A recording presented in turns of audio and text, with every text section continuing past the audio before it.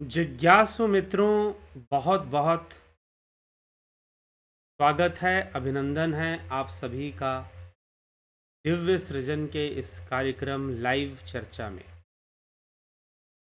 प्रत्येक दिवस हम लाइव चर्चा में आजकल श्रीमद् भगवद गीता पर चर्चा कर रहे हैं और श्रीमद् भगवद गीता के 13वें अध्याय क्षेत्रज्ञ विभाग योग नामक अध्याय, इस पे हम चर्चा कर रहे हैं और इसमें बहुत ही गूढ़ चर्चा है। इस अध्याय में ही बहुत गूढ़ चर्चा है। बहुत एकाग्रता से और विवेक से समझने योग्य बातें इस अध्याय में प्राप्त होती।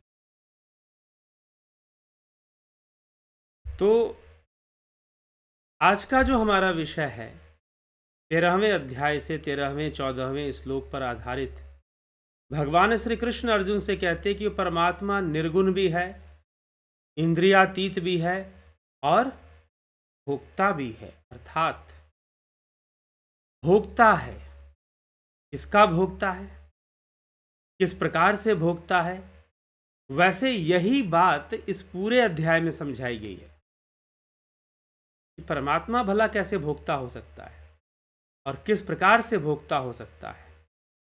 यही बात पूरे अध्याय में समझाई गई है। चलिए आज हम इसी विषय को समझेंगे। पहले श्लोक देखते हैं, उनके अर्थ देखते हैं, फिर और चर्चा करेंगे इसी विषय पर कि वह परमात्मा किस प्रकार से भोगता है।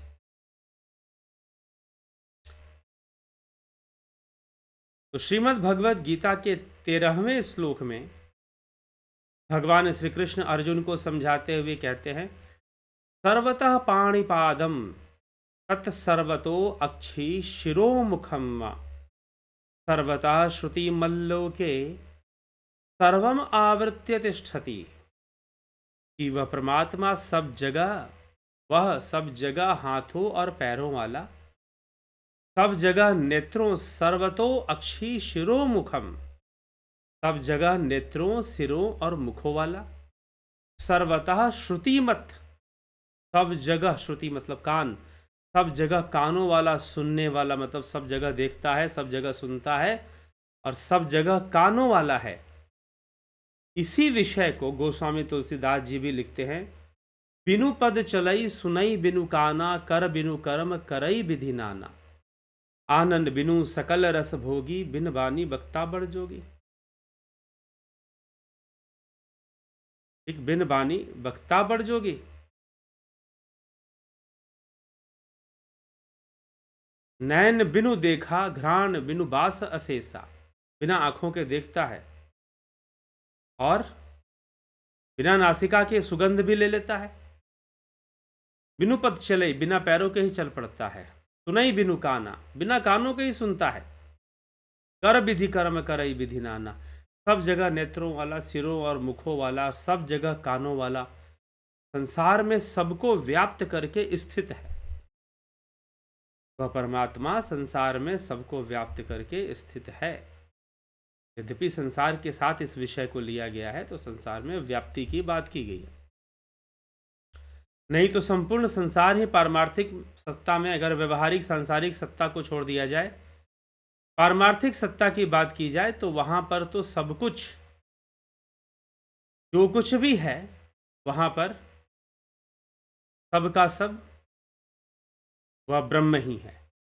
आगे भगवान कहते हैं, सर्वेंद्रिय गुणाभाषम सर्वेंद्रिय विवर्जितम, सर्वेंद्रिय गुणाभाषम सर्वेंद्रिय विवर्जितम, असक्तम सर्वभृच्चैव निर्गुणम गुण भोक्तृच। हे परमात्मा संपूर्ण इंद्रियों से रहित है, उसकी कोई इंद्रियां नहीं है, ना उसके कान। कितनी विडंबना और कितनी सुनने में विरोधात्मक बात भी लगती है कि वो सब जगह सुनता है, सब जगह देखता है, सब जगह जो है कार्य करता है, भोजन भी उसके, सब जगह उसके मुख भी हैं, बोलता भी है, सुनता भी है। तो वो संपूर्ण इंद्रियों से रहित है।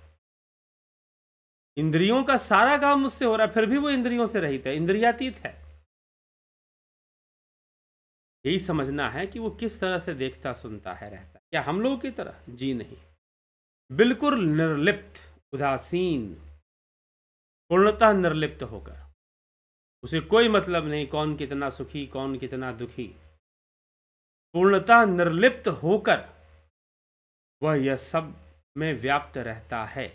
वह संपूर्ण इंद्रियों से रहित, संपूर्ण इंद्रियों के विषयों को प्रकाशित करने वाला है, लेकिन संपूर्ण इंद्रियों से रहित तो है, लेकिन संपूर्ण इंद्रियों को मनुष्य के शरीर में जो इंद्रियां हैं या सूक्ष्म शरीर में जो इंद्रियां हैं, अगर वो कार्य कर पा रही हैं, अनुभव या ज्ञान ले पा रही हैं, तो परमात्मा का सकाश है उसमें। परमात्मा है तभी उनका कार्य चल रहा है, उनका कार्य ठप हो जाएगा, बंद हो जाएगा, चलेगा ही नहीं।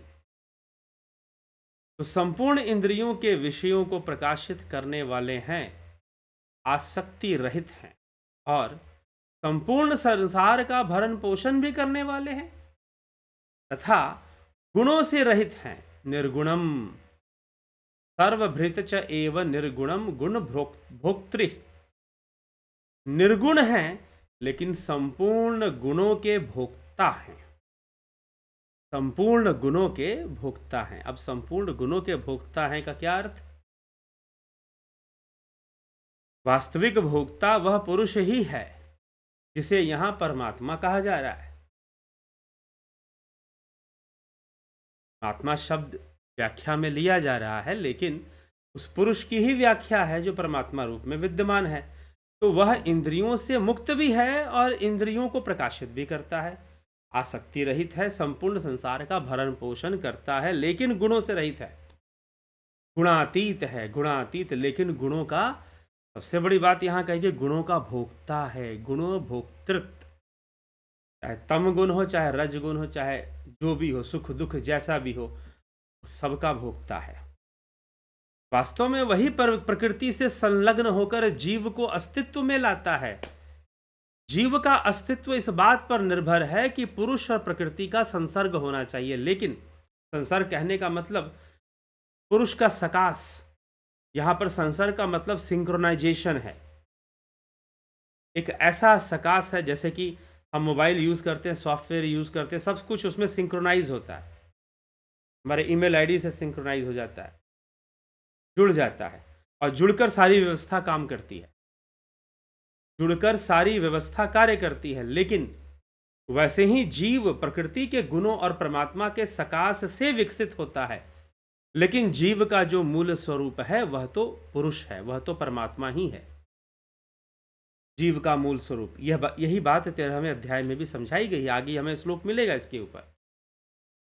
लेकिन इसी आधार को लेकर हमें यह बात समझ में आएगा, गुणों भोक्तृत्व अर्थात संपूर्ण गुणों का भोक्ता है। प्रकृति के संपूर्ण गुणों का भोक्ता जो है वह परमात्मा ही है। तो परमात्मा संपूर्ण इंद्रियों से रहित जरूर है, संपूर्ण इंद्रियों के विषयों को प्रकाशित करने वाला है, आसक्ति रहित है, संपूर्ण संसार का भरण पोषण भी करने वाला है, तथा गुणों से रहित होकर गुणों का भोक्ता है। क्योंकि संपूर्ण गुणों का जो व्यापार है, सतोगुण, रजोगुण, तमोगुण का जो व्यापार है, जो उनकी ऊर्जा का जो ट्रांसफॉर्मेशन है, वो सारी चीजें किस बात पर निर्भर हैं? वो इस बात पर निर्भर है कि प्रकृति के पास पुरुष का सकाश है, पुरुष की शक्ति उसके साथ हमेशा लगी हुई है, और स्वयं प्रकृति भी निर्भर है पुरुष के ऊपर अपने अस्तित्व में आने के लिए। इस कारण से प्रकृति का भोक्ता पुरुष हो गया, प्रकृति के 3 गुणों का भोक्ता पुरुष हो गया। वह निर्गुण है, वो स्वयं निर्गुण है, लेकिन उस गुणों का भोक्ता, उस निर्गुण के कारण ही प्रकृति की सारा व्यापार चलता है। 3 गुणों का व्यापार, चाहे ऊर्जा का व्यापार, सारा उस पुरुष के कारण ही प्रकृति में चल रहा है। प्रकृति जितना भी काम कर रही है उसी से शक्ति प्राप्त करके कर रही है।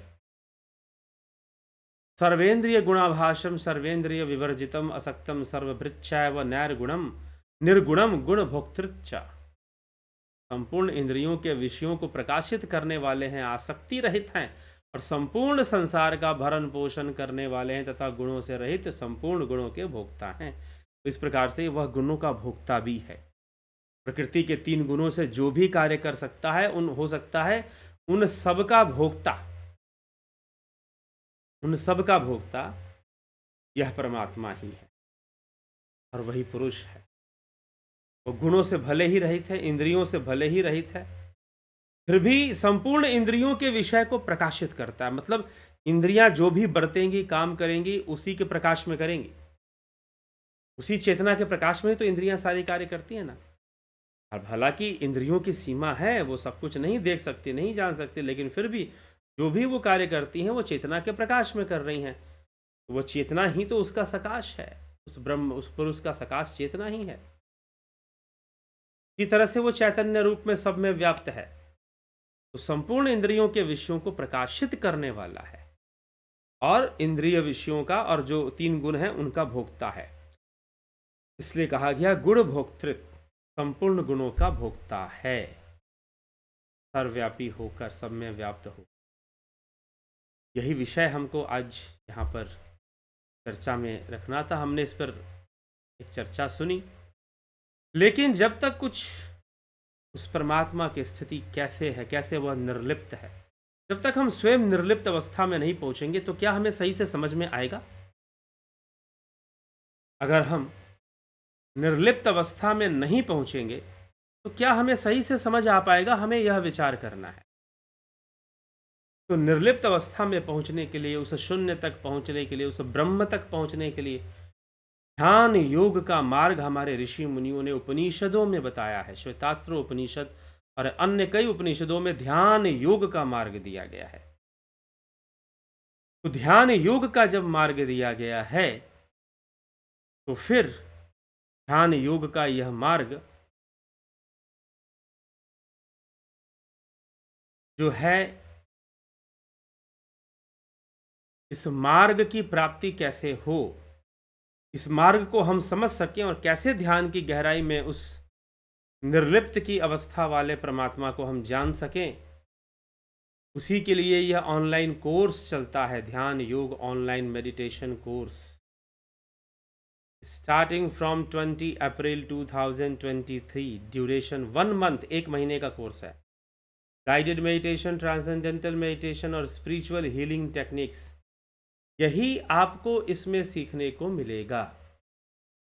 Join Jupiter and Sun membership, contact 9661802459। इस नंबर पर आप कांटेक्ट करके संपर्क करें और इस कोर्स को 20 अप्रैल से शुरू होगा, ज्वाइन कर सकते हैं। इसके अलावा प्राकृतिक चिकित्सा का भी कोर्स, ऑनलाइन कोर्स होगा, उसे भी आप ज्वाइन कर सकते हैं।